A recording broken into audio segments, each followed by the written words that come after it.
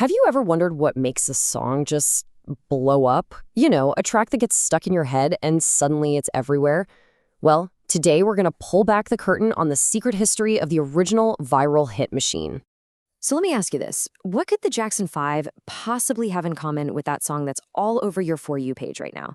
I mean, on the surface, it feels like they're from completely different universes, right? But here's the twist. They're not. Because both of them were actually engineered very carefully to be completely unforgettable. This wasn't some happy accident or a stroke of luck. No, it was a secret formula. And that formula would change music forever. Okay, so every viral trend starts with something fresh, right? A secret sauce that no one's ever tasted before. And for the music we're talking about today, that secret sauce was a brand new sound that was seriously powerful. This new sound was called soul, and it didn't just pop up out of nowhere. It grew out of African American communities back in the 50s and 60s, and it was a mix of sounds that were already a huge part of life there. So you can basically think of soul music as the ultimate original mashup. Imagine taking the epic, emotional music from a final boss battle in a video game, all that power and feeling. That's what they took from gospel choirs. Then they smashed it together with a beat so catchy you literally can't stop yourself from moving. That's the rhythm and blues part. So you get all the heart and all the groove all in one song. Well, look, having an amazing new sound is just step one.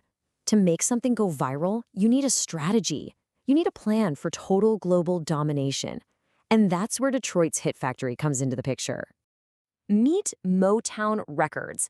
This was so much more than just a label. It was started by a guy named Berry Gordy Jr. in a regular house in Detroit that he called Hitsville, USA. And it was basically an assembly line designed to crank out hit songs that absolutely everyone would love, whether they were black or white. And their method? It was pure genius. Motown was like the world's first influencer academy. They'd find these incredible raw talents and then give them a complete glow-up. I'm talking singing lessons, pro-level dance training, even coaching on how to kill it in interviews. Then, expert songwriters would cook up a perfect, catchy hit, the house band, the legendary Funk Brothers, would make it sound amazing, and boom, you've got an instant star totally ready for the world stage. So you're wondering, did the formula work? Oh, you better believe it. The success was explosive. I mean, in just a few years, artists like the Supremes and the Temptations went from being unknown to being everywhere. The Motown sound was inescapable. It was the trending audio of its day, just completely taking over the radio and turning its artists into global superstars. Now here's where it gets really interesting. These super catchy, danceable songs, they were about so much more than just love and breakups. They were secretly carrying a really powerful message right at a time when the world desperately needed to hear it. This music basically became the soundtrack, the ultimate protest playlist for the civil rights movement. Think of it like a trending hashtag for social change that everyone could get behind, except it was set to an unbelievable beat. And these artists, they were not messing around. They got real. I mean, just listen to this line from Marvin Gaye's famous song, What's Going On? He's not being subtle here. He's talking directly about war and poverty. This wasn't just background party music. This was music designed to start a conversation about the biggest issues facing the world. So hidden inside these amazing songs were these huge messages about pride, about hope, and about demanding justice and respect. And because Motown had totally cracked the code to get on mainstream radio, these ideas were reaching millions and millions of people who might have never heard them otherwise. So what happens when a message like that goes viral? Well, it doesn't just stay in your headphones. It starts to spill out into the real world. And it starts to change things. For real. So check this out. Before this music really blew up, this was the reality in a lot of America. Places like concert halls were often segregated. And this chart shows it pretty clearly. It was completely normal for audiences to be separated just based on the color of their skin. But then, this music took over.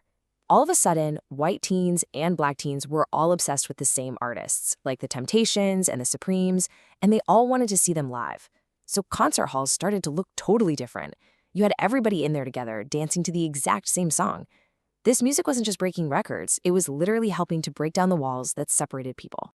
Now, you might be thinking, okay, cool history lesson, but what does any of this have to do with me today? Well, it turns out this viral hit from the 60s, it never actually stopped trending.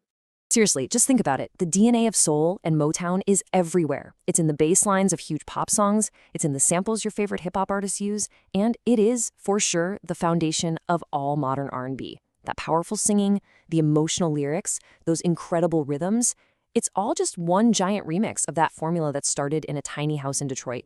So, if there's one thing to take away from all this, it's this.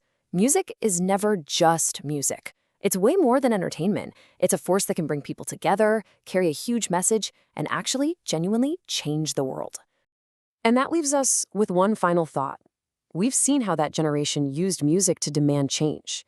So, what about yours? If you were the one creating the soundtrack for the things that matter to you right now, what would it sound like?